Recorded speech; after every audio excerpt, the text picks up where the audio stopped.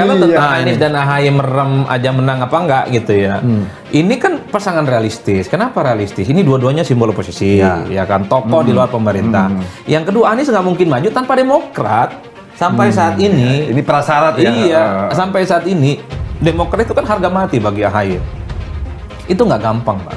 Itu artinya apa? AHY Demokrat paham betul. Untuk cawapres tadi ya, Iya, bukan betul. itu. AHY ini paham betul dengan Demokrat. Anies sekalipun elektabilitasnya sampai langit ke 40 sana, tanpa Demokrat nggak bisa maju. Demokrat juga tahu partai-partai politik pendukung Jokowi yang saat ini ada di KIB sama Gerindra dan PKB, nggak mungkin mereka iman politiknya berubah ke Anies. Kan begitu Pak, ini saling kunci. Karenanya maka Anies dengan AHY menjadi realistis. Realistis apa menang? Yang mana? Macam ini menang. Ini realistis nih. Realistis untuk menggenapi ambang batas. Itu. Jadi kalau kita jadi menangnya belum tentu. Pasti dipikirkan, yaitu soal tadi yang saya sebut kemenangan calon atau kemenangan dalam pilpres. Tapi yang kedua ada juga soal pengaruhnya kepada partai yang mendukung atau yang mengusung gitu. Baik. Nah, dalam konteks inilah maka kalau yang kita pertimbangkan soal pengaruhnya kepada partai yang mendukung, maka di antara tiga nama itu yang paling potensial adalah AHY. Kenapa? Karena partai PKS itu pemilihnya sudah cukup identik sebagai supporter kuat Anies. Sedangkan Partai Nasdem itu juga sudah mulai memperoleh limpahan tambahan atau paling tidak pengaruh positif dari deklarasi dan pencalonan Anies oleh Nasdem, dan Anies juga punya hubungan yang cukup kuat dengan Nasdem secara historis. Nah, yang belum memperoleh cukup kuat pengaruh itu adalah Partai Demokrat. Karena itu Partai Demokrat perlu menempatkan kadernya, dalam hal ini adalah AHY. Meskipun menunjuk pada waktu yang immediate ya, tetapi kan tidak ditentukan kapannya. Yang dua yang mengatakan juga bukan vote-getter utamanya.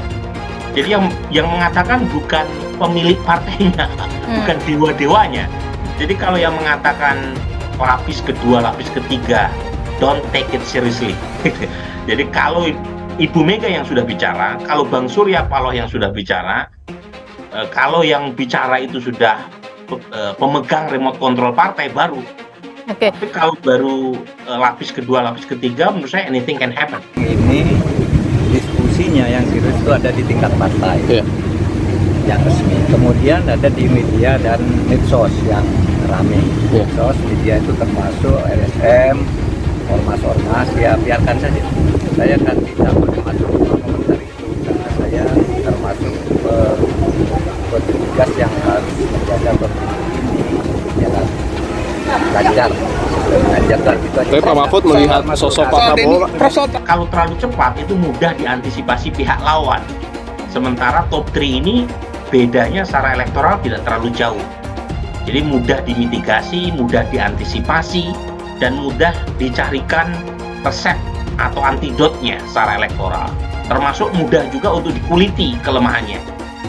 Nah, yang berikutnya kelemahannya adalah bagaimanapun proses waktu masih berjalan. Kalau misalnya dari awal menyebut cawapresnya, pihak-pihak yang dikecewakan karena tidak kebagian kursi cawapres itu potensial pindah ke kandang lawan. Jadi mereka nggak bakal mudah untuk tergoda menjawab pertanyaan Nilu. Anies AHY melejit dan Prabowo Mahfud MD masih jalan di tempat. Hasil sementara voting FIFA. Dikutip dari fifa.co.id Jakarta, duet bakal capres dan cawapres Anies Baswedan Agus Harimurti Yudhoyono masih menempati posisi puncak pilihan masyarakat untuk maju di Pilpres 2024. Berdasarkan voting sementara FIFA Senin 3 Juli 2023, pasangan Anies AHY tersebut hingga saat ini terus menunjukkan peningkatan hasil voting. Sekarang ada 26.091 voters yang memilih duet ini. Jumlah ini mengalami peningkatan dari hari ke hari. Pada awal bulan lalu hingga 9 Juni 2023, duet Anies AHY ini dipilih 23.503 suara. Di posisi kedua ada duet pasangan Prabowo Subianto Mahfud MD. Duet Prabowo Mahfud sebenarnya sempat menempel ketat Anies AHY beberapa pekan belakangan ini. Tetapi hingga Senin ini jumlah voters Prabowo Mahfud masih cenderung bergerak di tempat, yakni sebanyak 19.732 suara.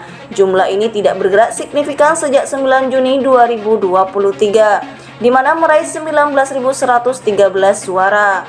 Sedangkan di urutan ketiga, voters FIFA memilih duet Ganjar Pranowo Basuki Cahayapurnama dengan 14.607 suara. Lalu urutan kelima ada Ganjar Pranowo Mahfud MD dengan 12.700 suara. Adapun urutan selanjutnya ke bawah adalah sebagai berikut. Anies Baswedan Hovifah Indar Parawansa 5.279 suara. Anies Baswedan Gatot Nurmantio 2.962 suara. Ganjar Pranowo Erick Thohir 2.076 suara. Prabowo Subianto Ganjar Pranowo 1.725 suara. Anies Baswedan Ridwan Kamil 1.627 suara. Anies Baswedan Mahfud MD 1.548 suara.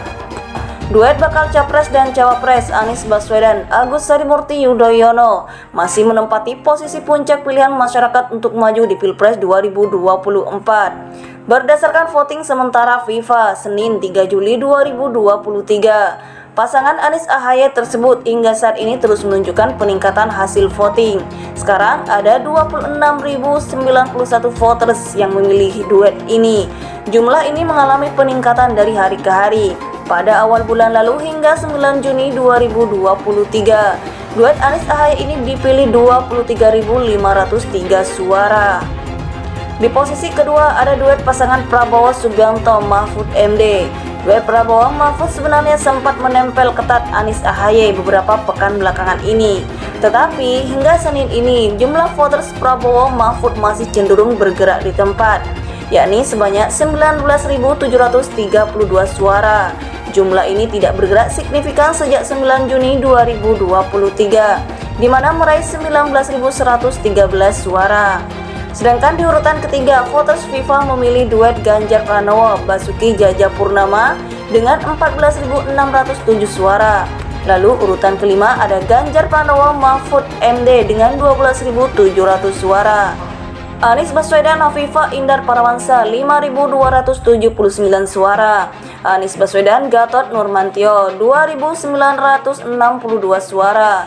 Ganjar Pranowo Erick Thohir 2.076 suara. Prabowo Subianto Ganjar Pranowo 1.725 suara. Anies Baswedan Ridwan Kamil 1.627 suara. Anies Baswedan Mahfud MD 1.548 suara.